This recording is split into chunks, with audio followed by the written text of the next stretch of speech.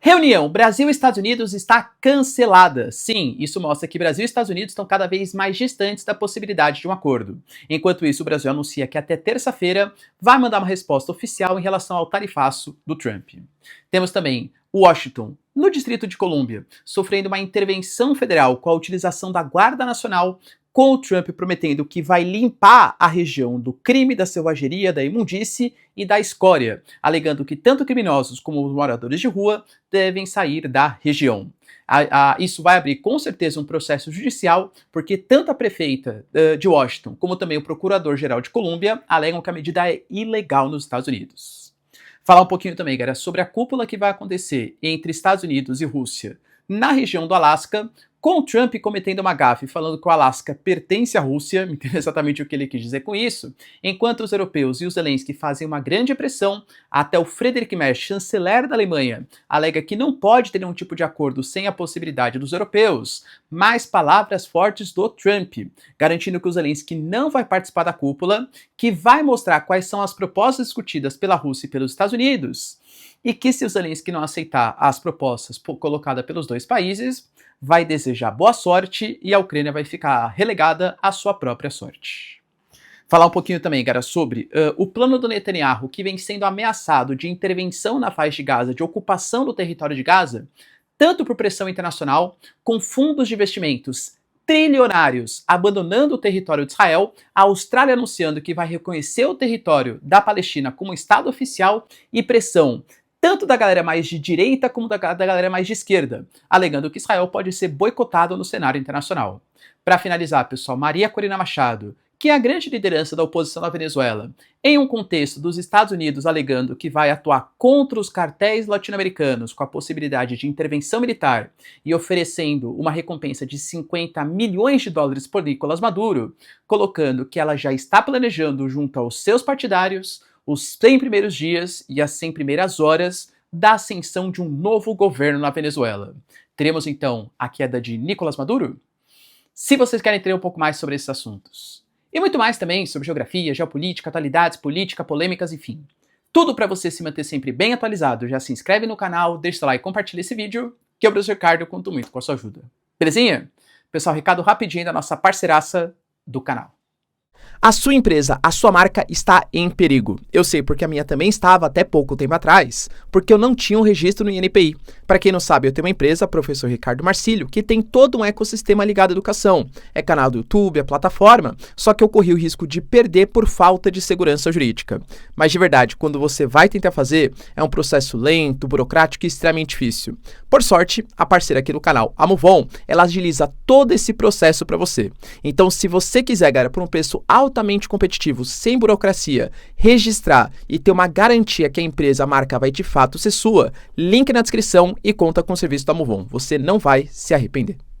Bom, galera, então bora lá pro vídeo, ó. Como eu trouxe para vocês na introdução, o Brasil, ele tinha uma reunião marcada na quarta-feira entre Haddad, possivelmente, né, além do ministro da Fazenda, da Economia, a presença também de outros secretários, com Scott Bessent, que é o secretário do Tesouro dos Estados Unidos. Segundo o Haddad, que é o nosso responsável pela economia, essa reunião foi desmarcada por decisão unilateral dos Estados Unidos. O Haddad alega que a militância antidiplomática dessas forças da extrema-direita brasileira que atuam junto à Casa Branca teve conhecimento da minha reunião e agiu junto a alguns assessores para que a reunião fosse desmarcada. Ou seja, o Brasil não vai mais ter esse encontro diplomático.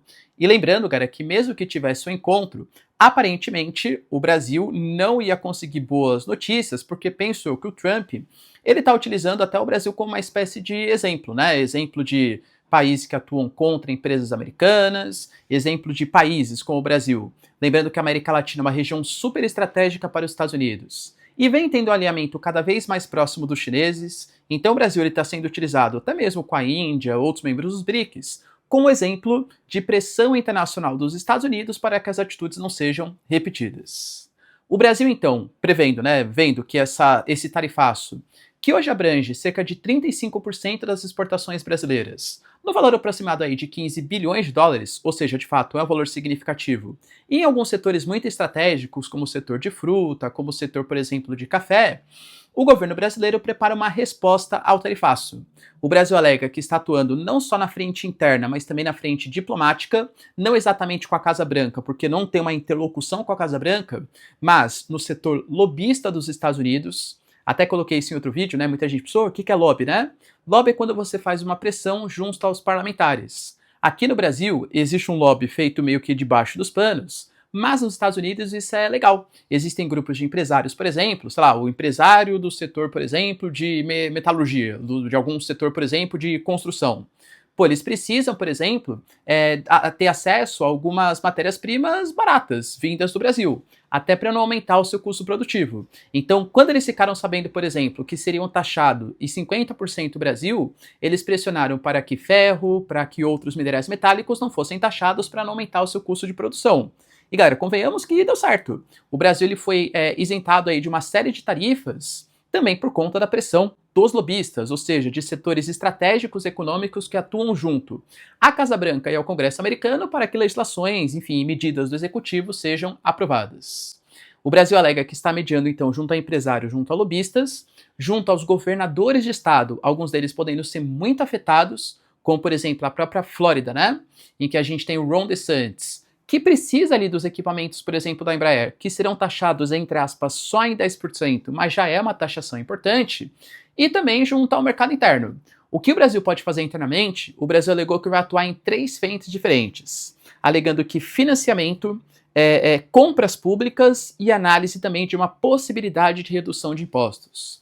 Esse grande plano econômico vai ser apresentado na terça-feira, não sabe ainda qual vai ser o custo público, onde vão ser os subsídios, os incentivos, mas essa medida provisória, né, ou seja, o Poder Executivo que vai colocar isso em jogo, alega que tem que ser uma medida provisória muito flexível, porque são diferentes setores e empresas, que vai desde a Embraer até o produtor de manga, por exemplo, ali do Vale do São Francisco, que atuam, né, na região fruticultura. Na fruticultura, por exemplo, do Vale do São Francisco, entende? Regiões como Juazeiro, Petrolina, que são super estratégicas da fruticultura irrigada do Brasil.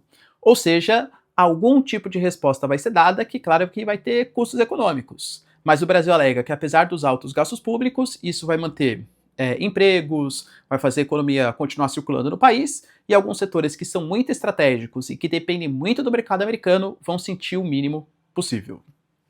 Além disso, galera, tivemos também uma notícia bem importante de mais uma utilização da Guarda Nacional. Isso foi feito, por exemplo, em Los Angeles, num passado recente, e agora está sendo utilizado em Washington, capital dos Estados Unidos, ali no Distrito de Colômbia.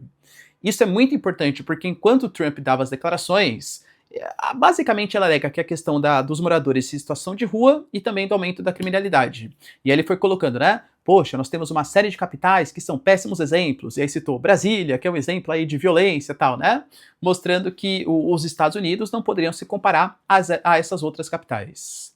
Dentre as suas declarações mais polêmicas, ele coloca, por exemplo, que o crime, a selvageria, a imundície e a escória vão desaparecer de Washington e que criminosos e pessoas sem teto vão sair ali de Washington para tornar mais segura e bonita do que nunca a capital dos Estados Unidos.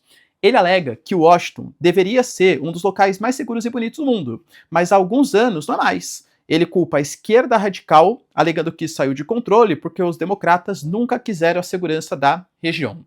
Ou seja, basicamente ele fala dos moradores em situação de rua e da criminalidade. Quando você pega os dados, galera, de fato a situação não é simples, nem em Washington, nem em várias outras cidades dos Estados Unidos.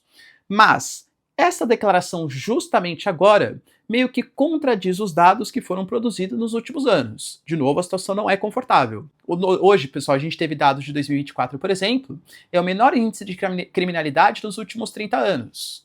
Quando você pega, por exemplo, a questão dos crimes violentos, que ele citou bastante nas coletivas, nas entrevistas, de 2023 para 2024, teve uma queda de 26%.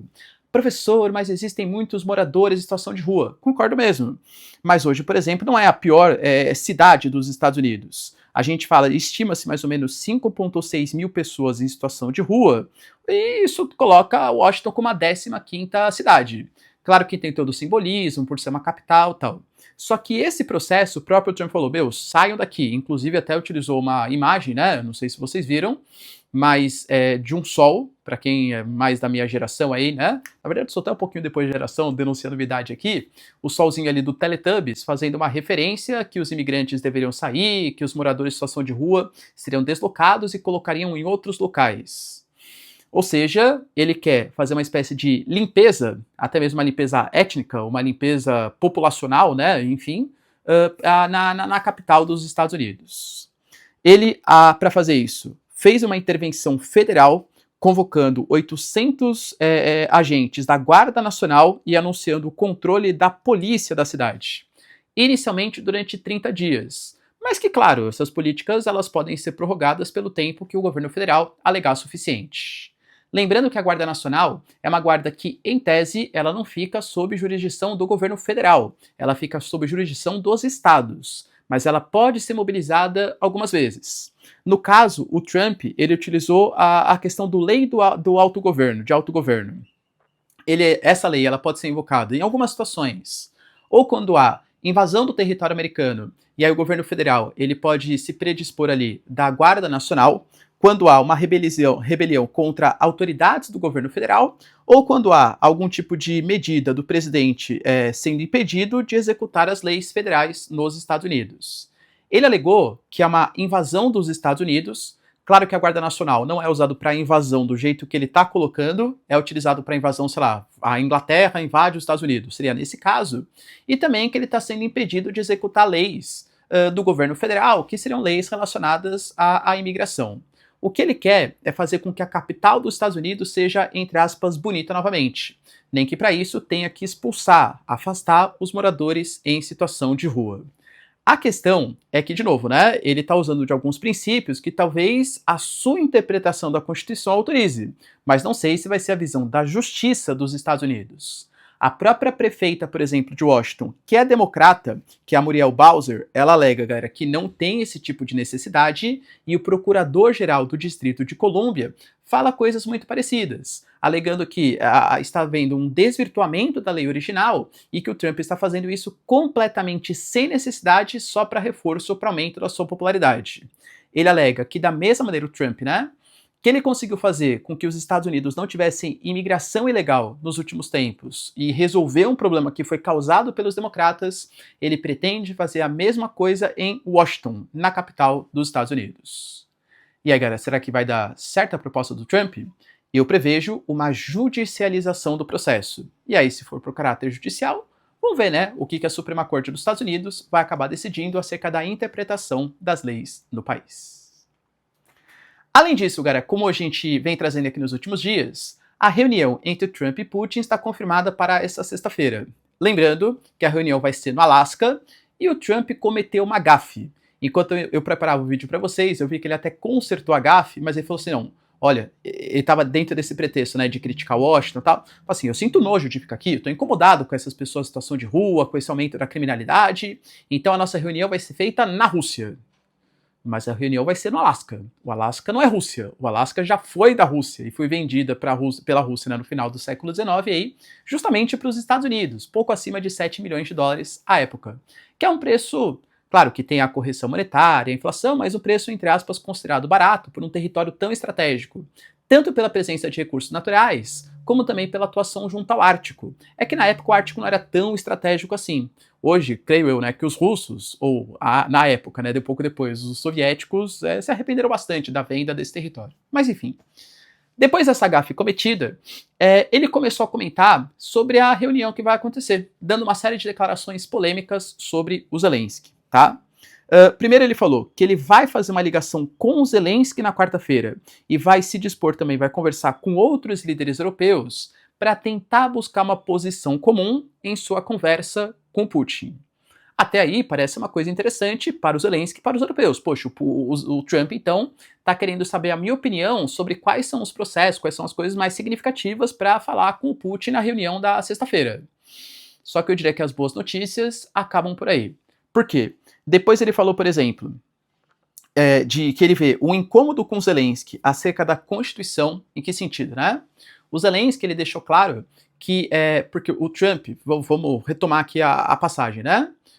Aparentemente, o que a mídia ocidental vem colocando, e as próprias fontes russas também, é que a Rússia ela vai exigir, para fazer uma espécie de cessar-fogo, a concessão do território de Donbás, o reconhecimento que Donbás, ou seja, Lugansk e Donetsk, são territórios russos. Só que o Zelensky falou, primeiro, que ele não vai premiar os russos que invadiram o território, desrespeitaram a Carta da ONU, cedendo um território tão estratégico que seria um prêmio aos agressores, aos invasores, isso não pode ser feito. E ele alega que isso seria até mesmo anticonstitucional, alegando que a Constituição da Ucrânia, para algum tipo de cessão territorial ou fragmentação territorial, teria que passar por um plebiscito, uma consulta popular, pelo parlamento e depois referendado pelo poder executivo. Não é simplesmente ele vai lá dar o território. E aí o Trump falou que ele estava decepcionado, porque quando foi a vez do Zelensky, segundo as suas palavras, tá? Se meter nessa guerra e matar um monte de ucraniano, não teve Constituição que o barrasse. Agora, para fazer um acordo de paz, tem Constituição? Então ele se mostrou um pouco decepcionado com essa fala do Zelensky. Ele fala também, né, que ele vai apresentar os parâmetros para o Zelensky de como que ele, o Putin pensa numa situação de paz e que se eles não forem bem aceitos, boa sorte para a Ucrânia, porque muito possivelmente ele vai se afastar das negociações. Dentre outros pontos dessa polêmica e forte entrevista, ele falou, por exemplo, que a ideia dele é reconquistar territórios para a Ucrânia, e talvez essa seja a grande chance, entre aspas, do Zelensky. Que sentido, né? Hoje o Trump, ele vê que todos os territórios que foram invadidos, ocupados pela Rússia, são territórios que estão sob domínio dos russos. Então vou imaginar, por exemplo, que ele consiga fazer um acordo em que Lugansk e Donetsk fiquem na mão dos russos, mas que, sei lá, a Rússia devolva a parte de Kherson, por exemplo. Para ele, isso já seria uma conquista territorial, porque já seria a Rússia devolvendo territórios. Como a Ucrânia não reconhece a anexação dos territórios, a Ucrânia fala que isso não é devolver território, porque o território já é da Ucrânia. Isso, na verdade, é aceitar que a Rússia está conquistando territórios ucranianos. E aí que mora o grande perigo, tanto que o Trump até falou que a reunião com o Putin pode ser uma reunião boa ou ruim, que ele prefere aguardar para dar maiores vereditos aí, né? Por quê? Então, beleza, professor. Quer dizer, então, que o Putin, ele quer Donbás, né? A região ali de Donetsk e Lugansk. E o que ele vai dar em troca? Só o cessar-fogo? Se foi só o cessar-fogo, acho que o Trump não vai concordar. E talvez, para o Putin, não seja muito estratégico devolver alguns territórios. Porque é claro que a região mais estratégica, as mais estratégicas, é a Crimeia e Donbás. Mas quando a gente pega essa conexão que vai de Donetsk, Lugansk, Zaporizhia, Kherson até o território da Crimeia, é um território também estratégico, porque estamos falando de uma Rússia que está tendo acesso, por exemplo, à Crimeia, um território que tem a base de Sevastopol, que dá acesso ao Mar Negro, que dá acesso ao Estreito de Bósforo e Dardanelos. E conexão com grande parte dos países da comunidade internacional, é um território que tem a usina, por exemplo, de Zaporizhia, tem rios, galera, como o Rio de Dnipro, que é extremamente estratégico, é uma região com solo extremamente fértil, solo de Chernozion, então claro que Donbás é o mais estratégico, mas será que o Putin, até vendo que talvez ele tenha mais chance de vitória que os ucranianos, de consolidar esses domínios, vai aceitar ceder os territórios? Porque percebam, o próprio senador dos Estados Unidos, o Lindsey Graham, que é um aliado do Trump, ele falou, para ser honesto com você, a Ucrânia não vai conseguir expulsar todos os russos, e a Rússia não vai tomar Kiev, então haverá algum tipo de troca de territórios. Ou seja, a previsão dos Estados Unidos é que a Rússia ceda algum território e que a Ucrânia também ceda possivelmente vários territórios. A única chance do Trump ficar chateado, entre aspas, com o Putin é se o Putin não aceitar nenhuma concessão territorial. Isso, de fato, pode acontecer. Além disso, galera, ele fala, por exemplo, que o Zelensky teve a luz verde para iniciar uma guerra e matar todos. Ele fala que vai ser um encontro preliminar com Putin, então não espere nenhum tipo de acordo de paz. Ele fala que depois disso ele pretende colocar tanto o Zelensky quanto o Putin numa sala de reuniões, com ou sem a presença dele, não tem a mínima diferença, só se os países quiserem ele vai participar. Nessa cúpula de sexta-feira não terá líderes europeus, não terá o Zelensky, o próprio Marco Rubio falou que eles muito mais atrapalhariam. O Marco Rubio, o secretário de Estado, inclusive ele gosta de dar uma provocadinha nos europeus, falou assim, os europeus não têm nada para oferecer, eles não têm nada para oferecer para uma situação de cessar-fogo, para uma paz, eles devem aceitar o que vai ser dito pelos Estados Unidos e pela Rússia, com a participação, claro, da Ucrânia. E depois falou que 88% dos ucranianos, eles desejam algum tipo de acordo, e é por isso que ele acredita que vai dar certo.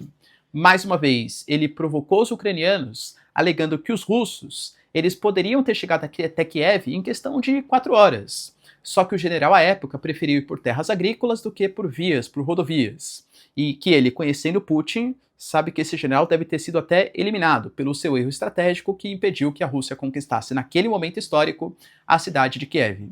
Então percebam, é muito difícil a gente conseguir colocar a posição final do Trump, porque parece que ele fala uma coisa a cada semana. Até semana passada o Putin não deseja paz, eu vou sancionar, colocar sanções de 100%, 100% eu que negociar com o Putin e tal, não, Ucrânia, tamo junto, vamos voltar a vender equipamentos e tal.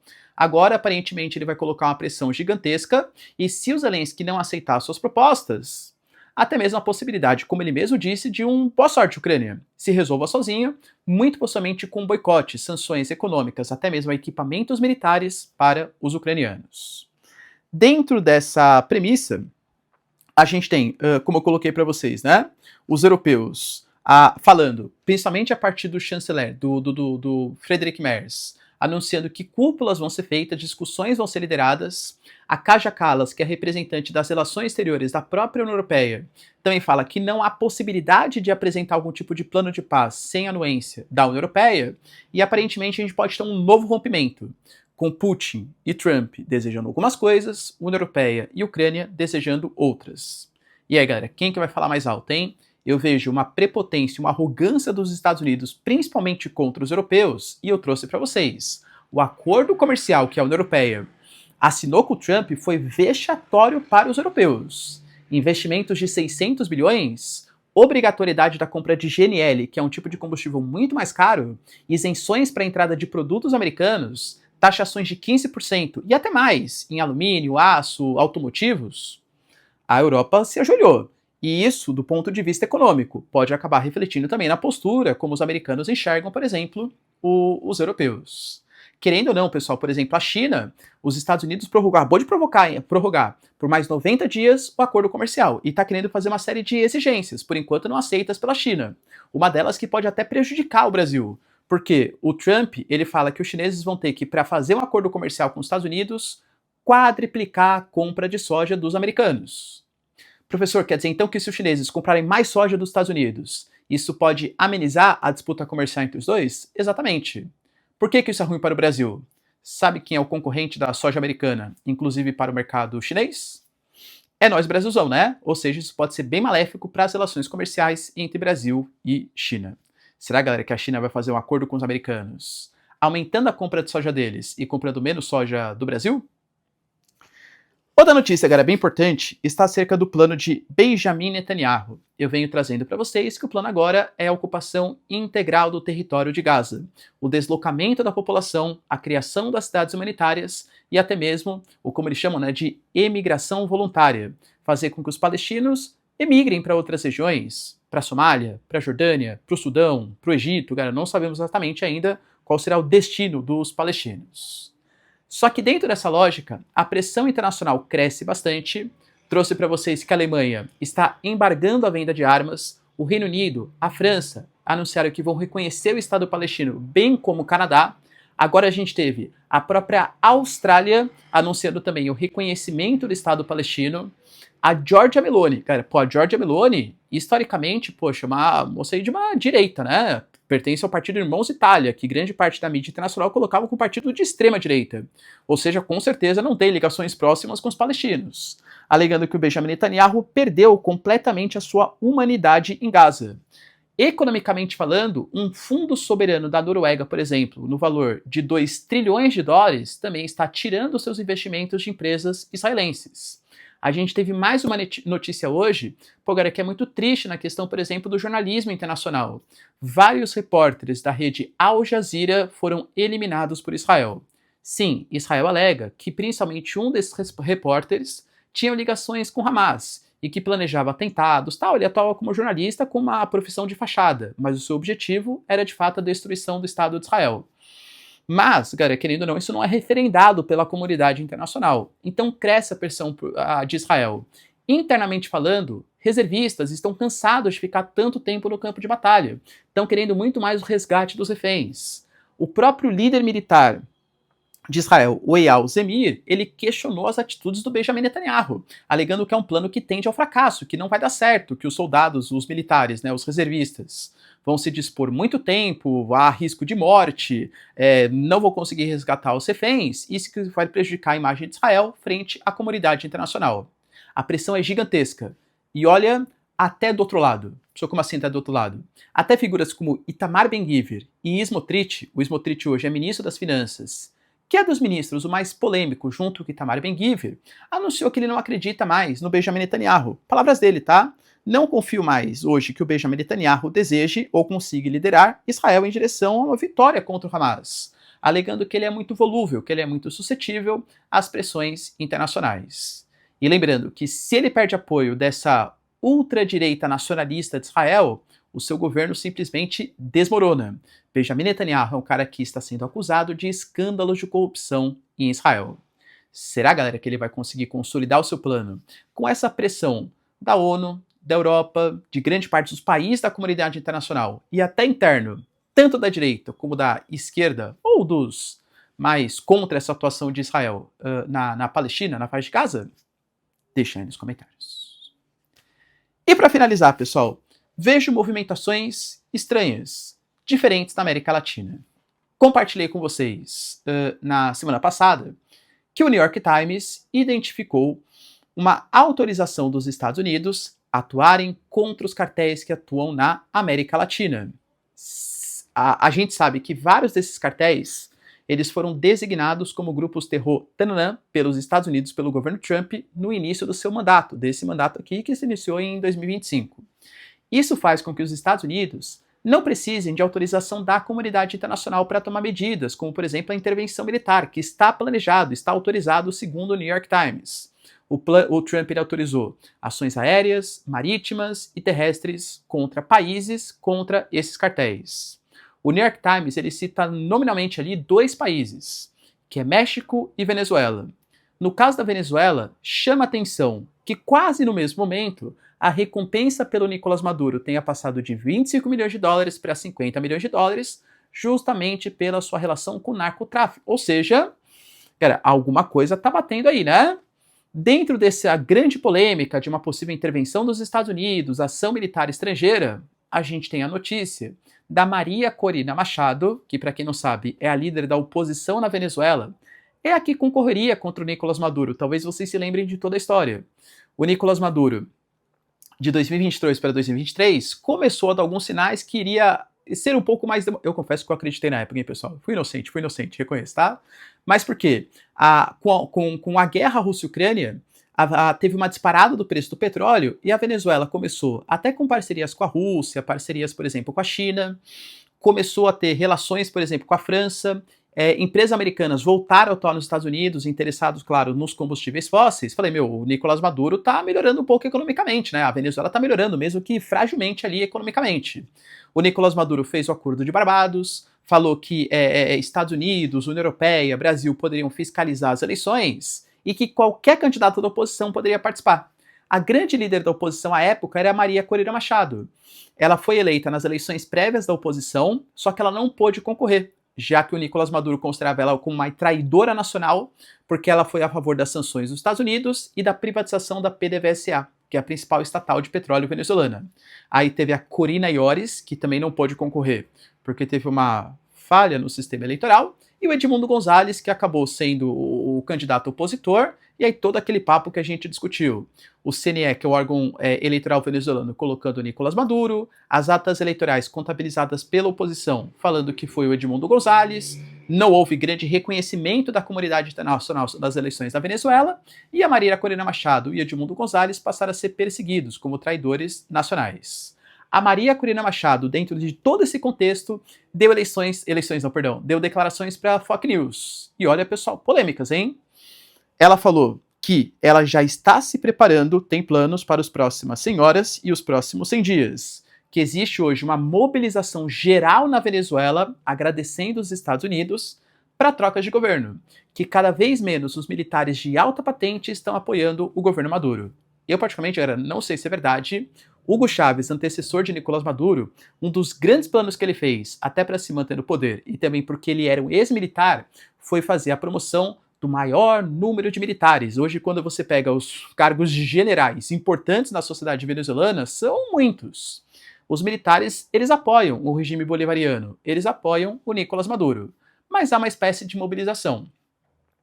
Talvez esse plano, junto com essa fala, né, da Maria Corina Machado, esse plano dos Estados Unidos com a fala da Corina Machado, mostrem que há uma possibilidade de intervenção estrangeira na Venezuela. O Nicolás Maduro se pronunciou e falou: Estados Unidos, venham me buscar. Espero vocês em Miraflores. E não demorem, seus covardes. Será, galera, que haverá troca de governo na Venezuela? Deixa aí nos comentários, quero saber a sua opinião. No mais, se vocês curtiram o vídeo, tamo junto, beijos, abraços e tchau, tchau.